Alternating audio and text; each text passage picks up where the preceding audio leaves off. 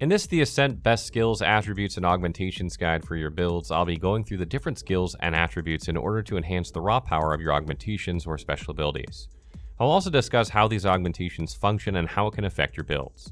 If you've been searching for the best skills, attributes, and augmentations to focus on in The Ascent, then this guide is for you. The Ascent is a top-down action shooter RPG with a classless system. You have the freedom to choose what skills to focus on, the attributes to improve, and the augmentations to chase after and equip. There are a total of 8 skills in the game, namely Tactical Sense, Critical Hit Rate, Weapon Handling, Aiming, Balance, Evasion, Vital Signs, and Body Battery. Note that the maximum number of points you can invest into each skill is 20. Additionally, you gain 3 skill points every time you level up, and you're able to acquire more through exploration. Now each pair, say for instance Tactical Sense and Critical Hit Rate, correspond to an attribute. In this case, Cybernetics increases when you raise the points of either skill. The attribute then determines how effective augmentations become. In our example, raising Cybernetics sufficiently can increase the number of affected targets, or even the health of your deployed bots, to name a few. It'll ultimately depend on the special abilities you'll be using, which is limited to 2 per character. There are a lot of augmentations to seek in the Ascent, and it's for this reason that I'm going to talk about the best ones you can equip in the game. Lastly, be sure to put points into the Body Battery skill in order to raise your max energy. This determines how frequently you'll be able to activate your augmentations. To enhance the Cybernetics attribute, you'll have to increase your Tactical Sense and Critical Hit Rate. Tactical Sense determines your Tactical's charge rate, which is fueled by the damage you deal. The charge rate corresponds to how often you can use your tactical gear. Meanwhile, Critical Hit Rate identifies the effectiveness of your critical hits when you shoot enemies in quick succession. This pairs very well with weapons that have high clip sizes such as assault and burst rifles, submachine guns, miniguns, and machine guns. For the Cybernetics attribute, the best augmentations to watch out for are the Joyrun Dragon, Life Transfer, Mono Defender, Mono Ranger, Spiderbots, and Volatile. Joyrun Dragon is a powerful augmentation that lets you summon a dragon to inflict the stasis condition. Once afflicted, enemies will be frozen in place. When you continuously attack them, green bars will start to appear on tops of their heads. This indicates that you'll have to keep shooting. Upon maximizing these bars, the affected targets will explode, causing damage to any nearby accomplices. Having a sufficiently high Cybernetics attribute increases the number of enemies you can deal stasis to. Remember to face them before using Joyrun Dragon, otherwise the dragon you've deployed will have no targets, thereby wasting energy. Additionally, if you still have enough HP and your defenses are high, try to lure the others next to the stunned enemies in order to greatly damage them after setting off the explosions. You can use this for any build that heavily focuses on eliminating enemies with tactical gear and/or inflicting critical damage. For more information on builds like these, check out our Critical Commando Rifle build. The Joyrun Dragon augmentation can be found inside the Golden Satori Casino, which is located in the Arcology High Street. Life Transfer lets you mark targets within a certain radius, and when marked, all the damage they receive will be converted to HP, and you don't necessarily have to kill them. As long as you continue dealing damage while the Life Transfer icon is active, you'll regain HP.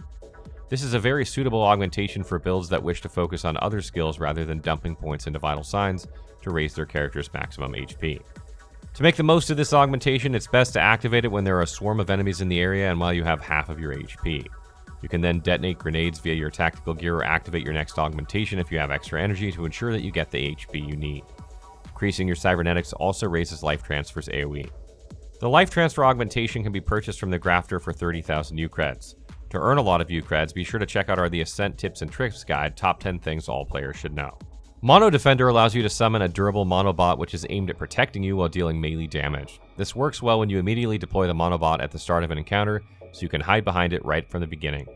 You can then follow it around so you receive the least amount of damage possible. What's more is that the monobot attracts at least one enemy, so you have the option to kill them first or to focus on the others that are drawn to you instead. Furthermore, it's able to safely approach and to hack away at targets due to its resilient shield. Similar to Life Transfer, this augmentation is best used for builds that aren't as durable. Additionally, raising your Cybernetics improves the monobot's HP, letting it stay on its feet for a longer time frame. The Mono Defender augmentation can be found inside the D-Nexus as loot, which is located in the Arcology Deep Stink. Similar to Mono Defender, Mono Ranger lets you deploy a monobot, but this time instead of mostly defending you from foes, it fully joins the action alongside you. The Monobot Ranger uses a rifle to obliterate targets in plain sight. What makes it deal more damage is your enhanced Cybernetics attribute, allowing it to eliminate many of them. This augmentation is perfectly suited for risky scenarios where there aren't that many places to cover, as it gives you the space to move from one cover to the next. Moreover, the Mono Ranger can be used by any build because of its capability to continuously deal massive damage. The Mono Ranger augmentation can be bought from the Grafter for 29,000 U-Creds. Another augmentation that lets you summon creatures is the Spiderbots. Spiderbots come in groups. Once activated, they immediately seek out the nearest enemies. Similar to the spider spawns of the mega arachnoids, these Spiderbots explode upon successfully following its target, thereby annihilating them and nearby comrades. As such, you're able to focus on others instead. This makes it one of the best augmentations in the Ascent because of how aggressive the bots are. The higher the Cybernetics, the larger the number of Spiderbots deployed. The Spiderbots augmentation is applicable to any build since even without increasing your Cybernetics attribute that much, you still gain the benefit of great damage it inflicts due to the explosions. You can check out our Terminator tank build to see how effective this special ability is. It can be obtained after completing the Data Miner main mission. Additionally, you can also buy from the Grafter for 29,000 U-Creds. The last best augmentation for Cybernetics is Volatile. Upon activation, this marks enemies for explosion, which is triggered the moment they die. Like Joyrun Dragon, it's best to lure others next to affected targets in order to damage and to kill them. Although remember that the AoE of Volatile is not as large, so you'll have to clump them all together quite closely. To further enhance the damage dealt due to these explosions, you'll have to raise Cybernetics. This is also the reason why Volatile works well if you focus on improving both tactical sense and critical hit rate. The Volatile augmentation can be obtained from killing enemies within 2 hours of playing the game. The next attribute is Motorics, which is improved when you raise the weapon handling and aiming skills. Weapon handling determines how fast your reload and swap weapon times are. This lets you efficiently use both primary and secondary weapons with minimal downtime. Conversely, aiming corresponds to your spread recovery rate, or the rate at which bullets actually hit enemies, so you end up shooting much more efficiently. It also influences the weapon's stability, allowing you to aim with ease. Both skills are essential in all builds, most especially weapon handling. The higher the weapon handling, the faster your reaction against different targets will be. As such, you're able to swap to the right weapon to deal damage effectively. For the Motorics attribute, the best augmentations are Homing Mim, Hydraulic Slam, and Neutron Beam. Homing Mim is a great augmentation because it lets you deploy a series of homing missiles which automatically follow and detect targets to set off massive explosions. Like other AoE augmentations, this affects multiple enemies at once. It also allows you to multitask by focusing on other groups that remain untouched. However, remember that Homing Mim is executed at close to mid-range distances, so make sure to move appropriately within distance to your targets beforehand. This augmentation is best used with melee builds that focus on shotguns or submachine guns since it provides added range damage on top of the melee damage you deal. You can check out our Shotgun Slammer build guide as an example of a melee build. Furthermore, increasing Motorics also raises the volume of missiles you deploy. The Homing Mim augmentation can be purchased from the Grafter for 33,000 U-Creds. Like Homing Mim, Hydraulic Slam is well suited for melee builds. It lets you deal a powerful punch at melee range that obliterates enemies while knocking back the others. To use the augmentation efficiently, you'll have to gather a handful of them before activating it. As such, you'll be able to kill multiple groups with a single punch. You can then follow through with a shotgun to eliminate the ones who are still alive.